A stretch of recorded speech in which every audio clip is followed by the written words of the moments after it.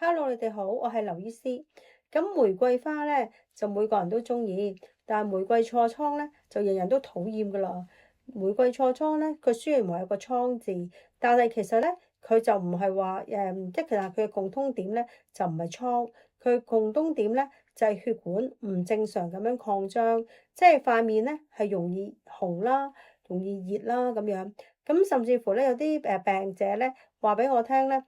就出現好多尷尬場面嘅，咁譬如大家一齊去打邊爐啊，或者去BBQ 啊，咁咧就即係食食下嘅時候咧，咁佢啲朋友就會話：咦，做乜你塊面好似關公咁啊？咦，做乜咁紅啊？發生咩事啊？咁樣，咁塊面咧就會好容易就會通紅噶啦。咁我係有一個咧做一個即係有一個係做一個司儀，一個電視台司儀嘅一個病人啦咁樣。咁佢都話俾我聽咧，其實咧，每一次佢都係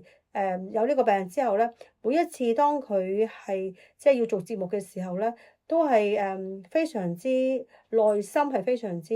係唔舒服嘅，好想快啲完咗呢一個工作。咁但係當然基於一個專業，佢都要繼續工作啦。因為喺度啲燈打佢嘅時候咧，就算即係打落去個塊面嘅時候咧，咁佢。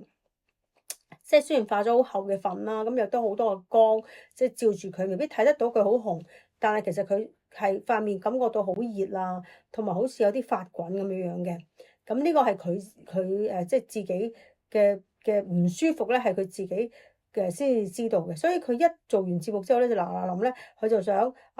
即係凍水洗面啊，落妝啊，即刻就想翻屋企㗎啦。咁啊，玫瑰痤瘡咧，佢嗰個嘅特點咧，就係亦都係比較係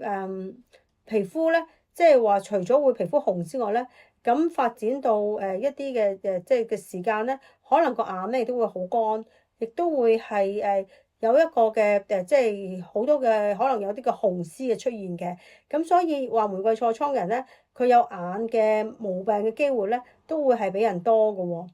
咁另外咧，佢如果佢玫瑰痤瘡咧，咁應該係都係免疫失調嘅問題啦。咁其實濕疹嘅人咧，即係面濕疹嘅人咧，有啲人咧都會多咗機會可能有玫瑰痤瘡嘅。咁而玫瑰痤瘡嘅人咧，有陣時又會合併咗濕疹嘅喎。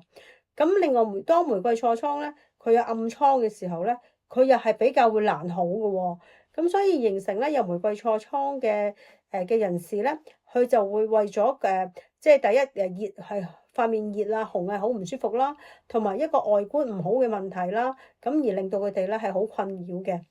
咁玫瑰痤瘡咧，咁通常都係生喺塊面度或者亦都有生喺個鼻度嘅。咁生個鼻度嘅咧就叫做酒糟鼻啦。咁有陣時咧，玫瑰痤瘡耐咗嘅時候咧，其實嗰個嘅纖維化咗嘅個皮膚會增生嘅。咁於是咧，有啲人咧嗰個鼻咧就會越嚟越大啦，咁啊好多紅絲啦，加上就會即係嗰個好影響個外觀，咁個心情就會係好差啦。咁而且咧喺即係而且咧，玫瑰痤瘡咧，亦都有啲人話咧係好難根治嘅，咁所以不斷咁樣反覆發作啦。咁而且咧有時不斷咁食抗生素啦，咁亦都可能如果西醫嘅治療，咁亦有啲人咧就會覺得咧，即係可能咧會對個身體免疫方面啊，或者咧係會對嗰個嘅腸胃方面啊，咁啊造成唔係咁好嗰個嘅情況啦咁樣。咁我哋中醫嘅治療咧，就最主要係調理身體嘅，因為如果喺玫瑰痤瘡嘅個案當中咧，脾虛啊、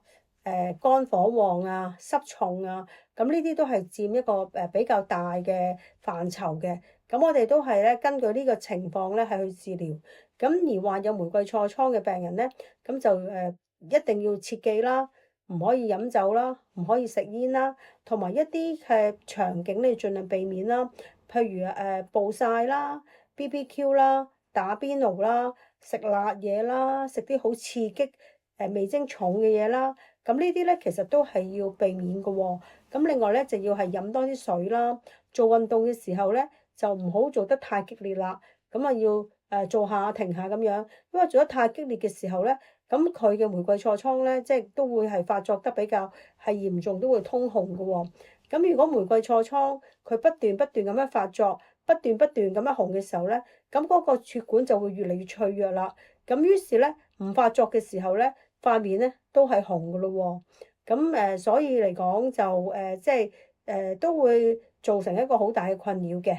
咁但係咧，你話中醫治療嚟講咧，多數人嘅情況底下咧，經過咗調理身體之後咧，其實咧喺5次到10次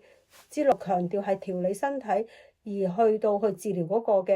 個皮膚嘅疾病，咁會係更加徹底。因為好多時我哋身體嘅疾病唔係話即係淨係嗰個局部係嘅疾病，而係我哋嘅身體失調而去一個局部嘅表現嘅。咁所以咧，我哋最重要嘅咧，就係話令到嗰個身體，譬如嗰個脾虛、濕重嘅情況改善啦，肝火旺嘅情況去改善啦，或者係氣血一個嘅唔暢通嘅情況去得到嘅改善啦。